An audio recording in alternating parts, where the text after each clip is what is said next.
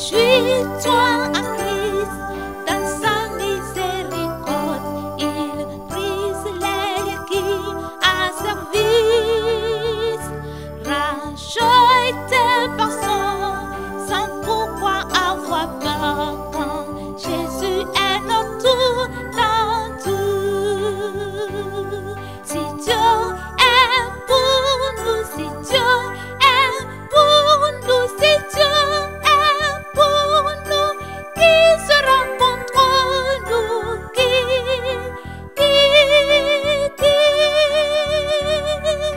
Qui sera contre nous, Sois fort dans le Christ, réjouis-toi dans sa force, sois loyal et fidèle chaque jour. Quand le mal t'assaille, sois vaillant pour le bien, il sera ta force, ton soutien. Si Dieu est pour nous, si Dieu est pour nous, si Dieu est pour nous, qui sera contre nous?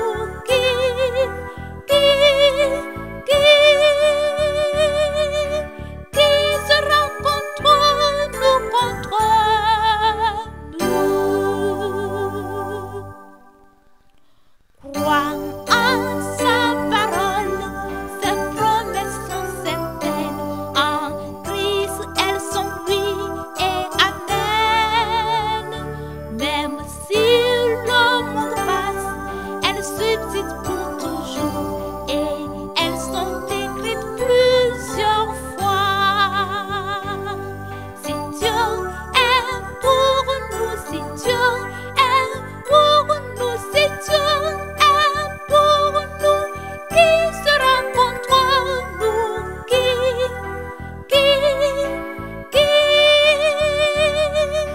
Qui sera contre nous,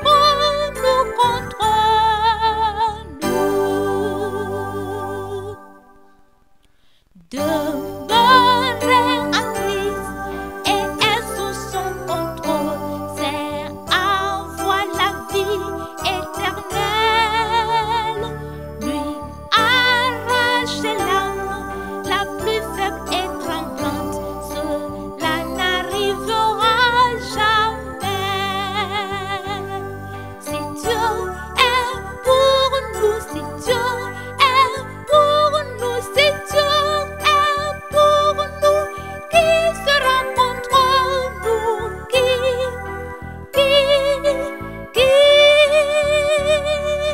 Qui sera contre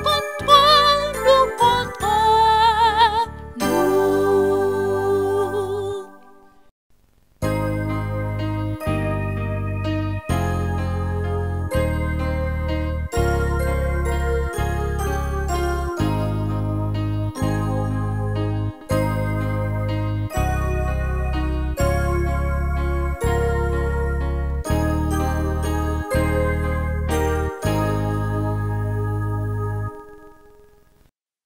Prions. Dieu Tout-Puissant, Père éternel, nous te rendons grâce, nous bénissons ton nom, nous te louons et nous t'adorons. Merci pour ce moment, merci pour ce temps que tu nous donnes. C'est un grand privilège pour nous de recevoir ta parole. Seigneur, nous nous mettons à ta disposition. Nous prions qu'en ce moment, ta grâce abonde pour nous. Bénis ta parole dans nos vies, bénis ta parole dans nos cœurs et accorde la grâce de nous coller à toi à tout moment. Et que dans ce monde, quelles que soient les situations, nous demeurions fermes, nous restions fermes et que chacun puisse remporter la victoire. Que toute ta grâce repose sur chacun de nous. Bénis ce moment et bénis ta parole. Au nom de Jésus, nous avons prié. Amen. Bien. Nous allons lire dans Romains au chapitre 8, verset 35 à 39. Romains 8 à partir du verset 35. Qui nous séparera de l'amour de Christ? Sera-ce la tribulation ou l'angoisse ou la persécution ou la faim ou la nudité ou le péril ou l'épée? selon qu'il est écrit, c'est à cause de toi qu'on nous met à mort tout le jour, qu'on nous regarde comme des brebis destinées à la boucherie.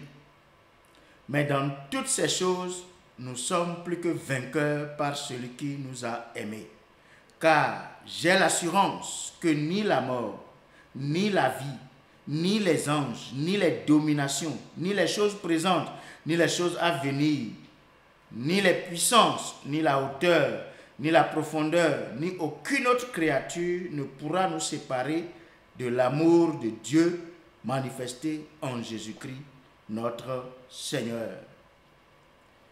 Voilà, nous voulons en ce moment parler d'un sujet très important.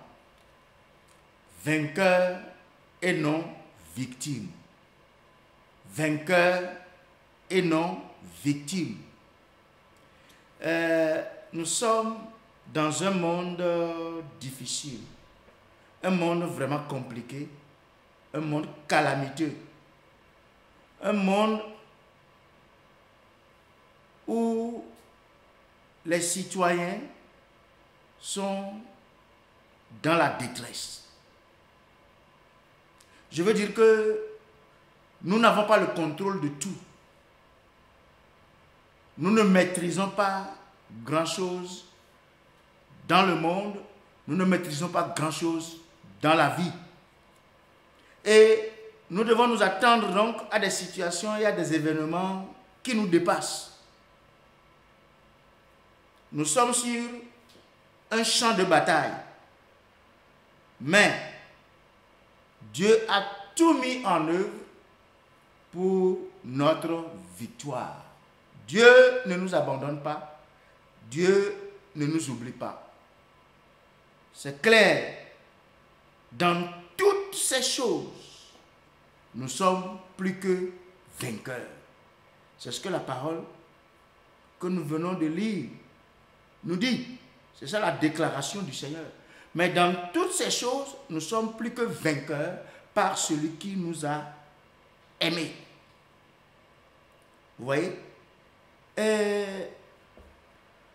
Quel que soit ce que vous traversez, en tant que chrétien, enfant de Dieu, vous devez vous rappeler que vous êtes un vainqueur et non une victime.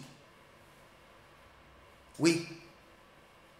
Dans 1 Corinthiens au chapitre 15, le verset 57. 1 Corinthiens, chapitre 15, verset 57. Mais grâce soit rendue à Dieu qui nous donne la victoire par notre Seigneur Jésus-Christ. Mais grâce soit rendue à Dieu qui nous donne la victoire par notre Seigneur Jésus-Christ. Vous comprenez ça? Nous sommes dans un monde à problème. Il y a beaucoup de difficultés sur cette terre. Mais Jésus, notre Seigneur, a vaincu Satan.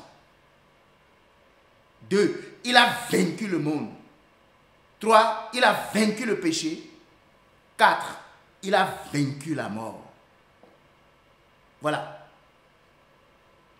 Jésus a vaincu Satan, il a vaincu le monde, il a vaincu le péché et il a vaincu la mort. Il a fait tout ceci pour nous donner la victoire. Tu ne peux plus être victime. En Christ, on est vainqueur, on est victorieux, on n'est pas victime. Quand vous regardez tout ce que nous venons de lire, Christ a vaincu toutes ces choses. Qu'est-ce qu'il reste encore à vaincre? Qu'est-ce qui fait encore problème? Il a vaincu tout et il a vaincu en fin de compte la mort pour nous donner la victoire. C'est la mort qui fait souvent peur aux gens. Écoutez-moi très bien. Dans un autre passage, 1 Jean au chapitre 5. 1 Jean au chapitre 5, versets 3 à 5. Car l'amour de Dieu consiste à garder ses commandements. Et ces commandements ne sont pas pénibles. Parce que tout ce qui est né de Dieu triomphe du monde. Et la victoire qui triomphe du monde, c'est notre foi. Qui est celui qui a triomphé du monde, sinon celui qui croit que Jésus est le Fils de Dieu? Écoutez, nous parlons de la victoire. Être vainqueur et non victime. Et c'est seulement en Christ que ça se trouve. Vous ne pouvez pas comprendre. Il y a beaucoup de gens qui disent que, voilà, j'aime Dieu, Dieu m'aime, Dieu est amour. Écoutez-moi très bien. Vous ne pouvez pas expérimenter les dimensions de l'amour de Dieu en dehors de Christ. Car Dieu a tant aimé le monde qu'il a donné son Fils unique. Vous comprenez ça? L'amour de Dieu s'est manifesté en Christ Jésus. En dehors de Christ, tous ceux qui nous disent qu'ils aiment Dieu, que Dieu les aime, Dieu est amour, ça ne comporte rien. Sans Christ, ça ne comporte rien. Il n'y a rien là-dedans. Vous ne pouvez pas expérimenter, vivre cet amour de Dieu en profondeur, dans toutes ses dimensions, en dehors de Christ. Ce n'est pas possible. Et ici, il est question de foi. Dans ce passage, Jean 5, 3 à 5, car l'amour de Dieu consiste à garder ses commandements, et ces commandements ne sont pas pénibles parce que tout ce qui est né de Dieu triomphe du monde. Vous devez triompher du monde. Triompher du monde.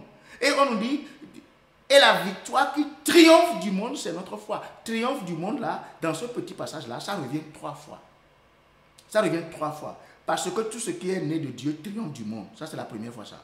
Et la victoire qui triomphe du monde, la deuxième fois, c'est notre foi. C'est notre foi. Et 3 plutôt dans le verset 5, qui est celui qui a triomphé du monde, sinon celui qui croit que Jésus est le Fils de Dieu. Vous ne pouvez pas triompher du monde, triompher de Satan, triompher de la chair, triompher du péché, triompher de la mort en fin de compte, en dehors de Christ. Ça n'existe pas en dehors de Christ. Vainqueur et non victime. Vous savez, la foi en Christ vous donne la clé de la victoire sur le monde. La foi vous permet de vouloir ressembler à Christ et à lui plaire en toutes circonstances. Et c'est la foi qui nous permet de renoncer au monde et de le vaincre comme Christ a vaincu le monde. Il a vaincu Satan et il a vaincu tout ce qu'on vient de citer. En Christ, je le répète, on n'est pas victime. En Christ, on est vainqueur. Vainqueur. Nous parlerons de 3 choses. 1. Les promesses de notre assurance. Les promesses de notre assurance. Vous ne pouvez pas, dans la situation qui prévaut dans le monde entier, être vainqueur sans avoir cette assurance. Sans avoir cette assurance-là. C'est important ce que nous sommes. Les promesses de notre assurance. Quelle assurance vous avez? Le passage que j'ai lu pour commencer, retournons là pour que nous puissions bien voir ce que nous sommes en train de dire dans Romains au chapitre 8. Regardez ce que l'apôtre dit au verset 38. Car j'ai l'assurance. Car j'ai l'assurance que ni la mort, ni la vie, ni les anges, ni les dominations, ni les choses présentes, ni les choses à venir, ni les puissances, ni la hauteur, ni la profondeur, ni aucune autre créature ne pourra nous séparer de l'amour de Dieu manifesté en Jésus-Christ, notre Seigneur. Vous voyez? L'amour de Dieu manifesté en Jésus-Christ, notre Seigneur. Rien ne pourra nous séparer de cet amour. Quelle que soit la situation, nous sommes vainqueurs et non victimes. Les promesses de notre assurance. Quelle assurance avez-vous? Il faut que je vous le dise. La Bible n'est pas le livre de la victimisation. Lisez bien la Bible. Vous comprendrez que la Bible, c'est le livre de la victoire. Le livre de la victoire. La victoire que Dieu même s'engage à nous donner. Voilà. Regardez dans Jérémie, au chapitre 1, verset 19. Jérémie chapitre 1, au verset 19. Ils te feront la guerre, mais ils ne te vaincront pas. Car je suis avec toi pour te délivrer, dit l'Éternel. Ils te feront la guerre, mais ils ne te vaincront pas, car je suis avec toi pour te délivrer, dit l'Éternel. Ici, l'Éternel lui-même s'engage à combattre pour ses enfants. Il s'engage à combattre pour ses enfants. Écoutez bien, vous n'avez aucune idée des ennemis qui vous font la guerre en cachette. Vous n'avez aucune idée des ennemis qui vous font la guerre en cachette. En cachette, pourquoi? Parce qu'on ne les voit pas. Vous ne les voyez pas. C'est ça la difficulté du combat. Mais Dieu lui-même, il combat pour nous. On ne voit pas Satan. Oui. On ne voit pas les démons. Vous voyez les sorciers? Vous ne les voyez pas. Eux, ils vous voient, mais vous ne les voyez pas. Mais Dieu les voit. Et Dieu prendra soin de cela. Dieu s'en occupera. Ils vous feront la guerre, mais ils ne vous vaincront pas. Car je suis avec toi. Ils ne te vaincront pas. Car je suis avec toi pour te délivrer, dit l'Éternel. Voilà. Nous avons la garantie de l'Éternel. Et donc, nous pouvons donc prêcher et agir avec assurance, sans craindre les ennemis. Vous n'avez pas à craindre. Dans Deutéronome au chapitre 20, verset 4. Deutéronome, chapitre 20, verset 4. Là, il a dit ceci. Deutéronome 24, 24. Car l'Éternel, votre Dieu, marche avec vous pour combattre vos ennemis, pour vous sauver. Dieu marche avec vous. Et c'est pour vous rassurer, c'est pour vous donner de l'assurance. Il marche avec vous. Sa présence vous rassure. Il est avec vous. Ça vous donne de l'assurance. Dieu combat vos ennemis. Et ça, c'est pour vous rendre victorieux. C'est pour vous donner la victoire. Toujours dans Deutéronome, vous regardez le chapitre 28, au verset 7. Deutéronome chapitre 28, verset 7. Il est dit, l'Éternel te donnera la victoire sur tes ennemis qui s'élèveront contre toi. L'Éternel te donnera la victoire sur tes ennemis qui s'élèveront contre toi. Vous ne pouvez pas empêcher la guerre. Vous ne pouvez pas empêcher le combat. Ils vont s'élever contre vous. Vous ne pouvez rien faire pour les empêcher de se lever contre vous. Vous ne pouvez pas les empêcher de vous critiquer. Vous ne pouvez pas les empêcher de parler mal de vous. Vous ne pouvez pas les empêcher de vous persécuter. Vous ne pouvez pas les empêcher de raconter des faussetés à votre sujet, de vous diffamer, de vous calomnier. Vous ne pouvez pas les empêcher pour ça. Mais dans tout cela, l'Éternel vous donne la victoire. Toute personne qui se lèvera contre vous, le Seigneur les combattra. C'est ça la parole de Dieu dans Ésaïe, au chapitre 54, le verset 17, un passage que tout le monde connaît. Toute arme forgée contre toi sera sans effet. Et toute langue qui s'élèvera en justice contre toi, tu la condamneras. Tel est l'héritage des serviteurs de l'Éternel. Tel est le salut qui leur viendra de moi, dit l'Éternel.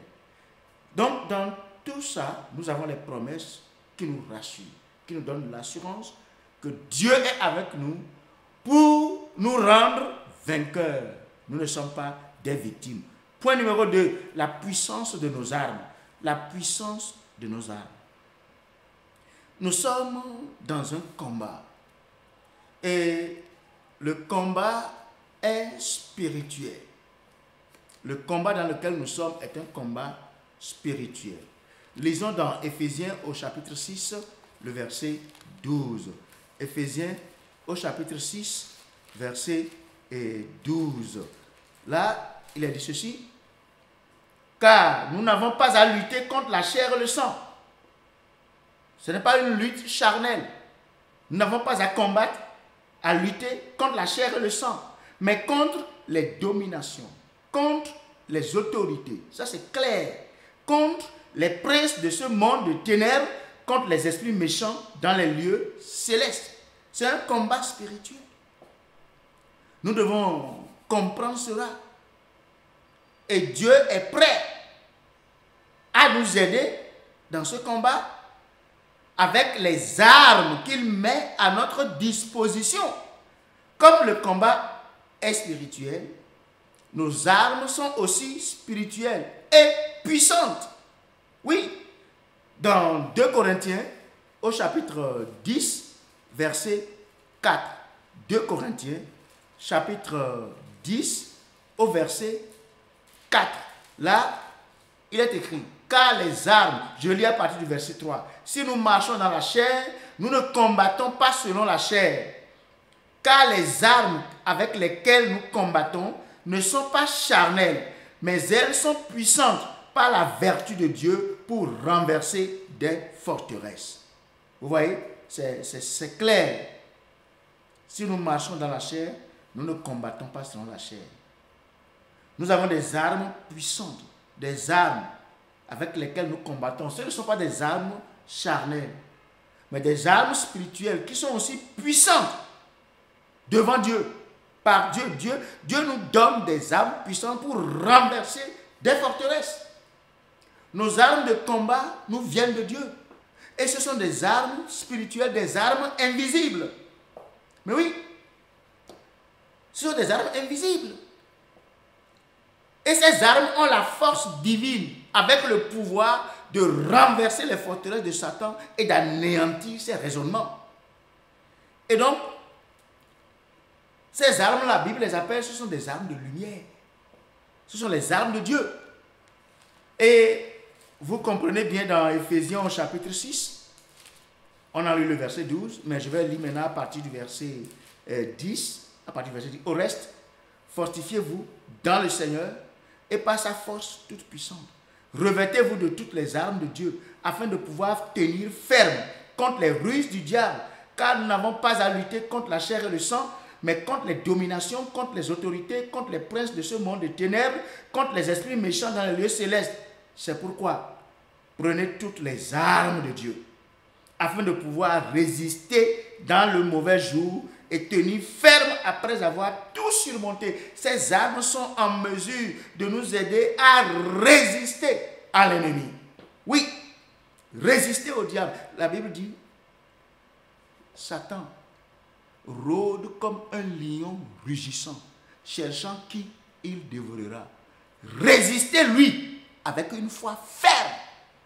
Résistez-lui avec une foi ferme. Voilà, la foi est une arme puissante. La Bible appelle le bouclier, la Bible appelle la foi un bouclier. On parle de bouclier de la foi. C'est un bouclier pour parer les flèches de l'ennemi. Vous savez, écoutez-moi très bien, quand David devait combattre Goliath, Goliath l'a minimisé. Et Goliath l'a juste maudit par ses dieux, avec des paroles kabbalistiques, des paroles, des incantations par-ci, par-là. Mais la Bible dit, l'envoûtement ne peut rien contre Jacob, ni la divination contre Israël. C'est ça ce que la parole de Dieu déclare. Nous avons la parole de Dieu. Nous avons des armes puissantes. Et il a maudit, mais écoutez-moi très bien. Ces choses-là ne font rien à un chrétien à quelqu'un qui est en Christ, sauf si vous n'êtes pas en Christ. Sauf si vous n'êtes pas en Christ. Ils peuvent lancer leurs flèches n'importe comment. Ce serait toujours sans effet. Nous avons des armes puissantes qui nous protègent. Dieu lui-même est une arme qui nous protège, qui est avec nous à tout moment. Quand vous avez votre arme avec vous en tout moment, vous n'avez plus besoin d'avoir peur de quoi que ce soit. Ce n'est pas, écoutez-moi très bien, la Bible dit que celui qui est en vous est plus grand que celui qui est dans le monde. Donc on n'a plus à craindre quoi que ce soit. Ces armes-là sont efficaces. Efficaces contre les ruses de l'ennemi, contre les plans de l'ennemi. On peut les renverser, on peut les détruire, on peut les anéantir. Dieu nous donne la victoire. Maintenant, juste pour terminer, la partie 3, la pratique du combat. Cet aspect de la chose est très important. La pratique du combat. La pratique du combat. Écoutez-moi très bien. De quoi s'agit-il?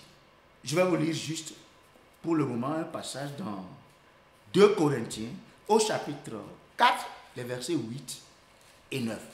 2 Corinthiens au chapitre 4, les versets 8 et 9. Il est dit: nous sommes pressés de toute manière, mais non réduits à l'extrémité. Vous comprenez ça? Pressés de toute manière. Pressés de toute manière. Acculés de toute manière. Acculés de toute manière. Ils disent beaucoup de choses. Ils font tout pour nous presser. Nous presser. Ils font tout, mais on n'est pas réduit à l'extrémité. Vous comprenez? Il a dit dans la détresse, mais non dans le désespoir. Vous voyez? Dans la détresse. La situation est une situation vraiment de détresse. Mais tu es fort. Pas dans le désespoir. Regardez, persécuté, verset 9, mais non abandonné. Persécuté, mais non abandonné. Alléluia. Quand l'apôtre Paul, il était encore, pas encore apôtre, il était encore dans ces trucs-là, quand il persécutait l'église, Jésus l'a confronté. Saul, Saul, pourquoi me persécutes-tu? Il répond: qui es-tu, Seigneur? Je suis Jésus que tu persécutes. Les gens qui vous persécutent ne savent pas que c'est Jésus qu'ils sont en train de persécuter.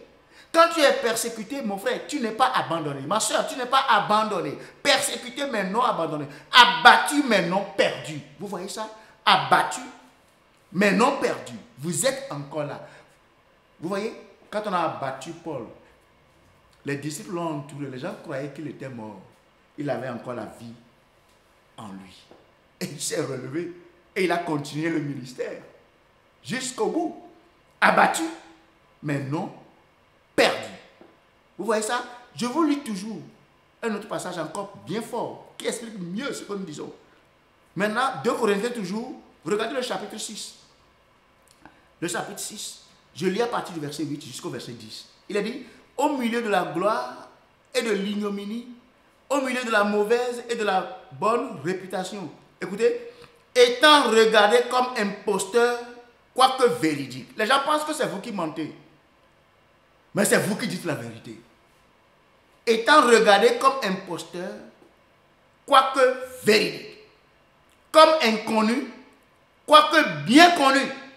Qui vous connaît sur la terre? Dans les cieux, vous êtes connu. Dieu vous connaît. Jésus vous connaît. Les gens de Dieu vous connaissent. Écoutez bien. Comme inconnu, quoique bien connu. Comme mourant. Et voici nous vivons. Comme châtiés, quoique non mis à mort. Comme attristés, et nous sommes toujours joyeux. Vous comprenez ça? La situation est vraiment attristante. On ne peut pas s'attendre à ce que vous manifestez encore de la joie. Vous savez, les situations autour de nous, ce n'est pas ça qui... La joie, elle fait partie du fruit de l'esprit. C'est au-dedans de nous. Les situations autour de nous ne peuvent pas enlever ça. Vous comprenez? Et ça, c'est très important. Ici, et comme attristés, et nous sommes toujours joyeux. Comme pauvres, et nous en enrichissons plusieurs, comme ayant rien, et nous possédons toutes choses. Vous voyez ces passages-là? Qu'est-ce que ça veut dire? La situation est négative. Et en temps normal, tu dois capituler. Tu dois abandonner. Tu dois fléchir. Tu ne peux plus continuer. Mais tu continues. Tu démontres encore qu'il y a de l'énergie en toi, qu'il y a encore de la force. De quoi s'agit-il? C'est la pratique du combat. C'est comme ça que le combat se fait. Il ne faut pas dire que le diable n'est pas aussi fort que celui qui est en vous. Satan s'est présenté à Jésus. Si tu es fils de Dieu, change ces pierres. Change ces pierres-là en pain. Parce que tu as faim. Jésus automatiquement a cité la parole.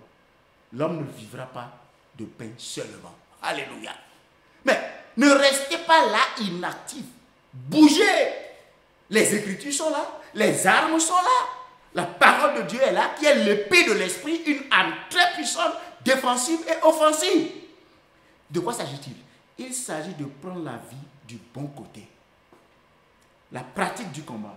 Il s'agit de prendre la vie du bon côté. Ne laissez pas le monde vous changer. Ne laissez pas ce qui se passe autour de vous vous changer. C'est à vous de changer ce qui se passe.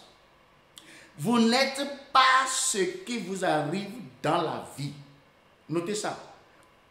Vous n'êtes pas ce qui vous arrive dans la vie. Au contraire, vous êtes ce que vous choisissez d'être. Vous êtes ce que vous décidez d'être. C'est clair. Vous n'êtes pas une victime de la situation que vous traversez, mais plutôt un vainqueur. C'est ça ce que ça veut dire ici. La pratique du combat. Vous êtes dans une situation difficile. Et puis les gens pensent que c'est fini pour vous. Dites-vous, je suis plus fort que ça. Dites-vous, je suis plus grand que ça. Oui, vous êtes plus fort que votre situation qui semble désespérée. Vous n'avez pas besoin de vous plaindre. Des chrétiens qui se plaignent. Ah, pourquoi ceci? Et pourquoi Dieu a fait ça? Pourquoi Dieu a ça? Pourquoi Dieu a ça? Est-ce que Dieu... Non. Ce n'est pas le moment de vous plaindre. Oui. La situation semble difficile, compliquée, catastrophique. Mais écoutez, reprenez votre courage. Le souffle de vie est encore en vous. Vous pouvez encore sourire. Vous pouvez sourire. Vous pouvez marcher. Vous pouvez changer la donne. Vous pouvez vivre. En Christ, on n'est pas victime. En Christ, on est vainqueur. Vainqueur et non victime. Voilà, ma prière est que le Seigneur nous aide. Le Seigneur nous accorde la grâce. Si vous êtes ici, vous nous écoutez, et vous n'êtes pas chrétien, là, c'est très très mauvais. Vous pouvez vous repentir maintenant et donner votre vie au Seigneur. Il y a beaucoup de troubles dans notre monde aujourd'hui. Aujourd'hui, c'est quoi? C'est le coronavirus qui est répandu partout et qui fait des ravages partout. Je vous dis, en Christ là, vous n'êtes pas une victime de coronavirus. Vous n'êtes pas une victime de Covid-19. Vous êtes vainqueur. Vous vaincrez. Et ici, chez nous, dans notre pays là, chacun doit voir la chose de cette façon. Écoutez-moi très bien. Notre pays ne sera pas victime de cette pandémie. Notre pays ne sera pas victime. Vous ne serez pas victime. Votre famille ne sera pas victime de Covid-19. Vous êtes vainqueur. Alléluia. Vous êtes vainqueur. Et ça, c'est ce que Dieu nous a donné. Et chacun de nous doit être prêt à tout moment, quelle que soit la situation, de prendre la vie du bon côté. Notre Seigneur Jésus a déjà tout fait pour nous. Je vous ai dit au départ, il a vaincu Satan. Il a vaincu le monde. Il a vaincu le péché. Il a vaincu la mort. Qu'est-ce qui reste encore? Plus rien. Allez et remportez la victoire. Allez et soyez vainqueurs. Allez et soyez victorieux. Ne restez pas là, les bras croisés, sans rien faire. On doit prêcher l'évangile. Et quand l'apôtre Paul dit, je n'ai point honte de l'évangile. C'est une puissance de Dieu pour le salut de quiconque croit. Mais écoutez, ça c'est une arme puissante. Quand vous prêchez l'évangile, vous ne savez pas la puissance dont vous êtes doté. Continuons. Le Seigneur nous aidera et il nous donnera la victoire. Et si Jésus tarde à venir, nous allons tenir bon jusqu'à ce qu'il vienne. pour nous prendre et que chacun de nous puisse être avec le Seigneur. Que Dieu vous bénisse, qu'il vous garde. Continuez dans cette victoire. Vous n'êtes pas une victime, mais vous êtes un vainqueur. Merci, à la prochaine.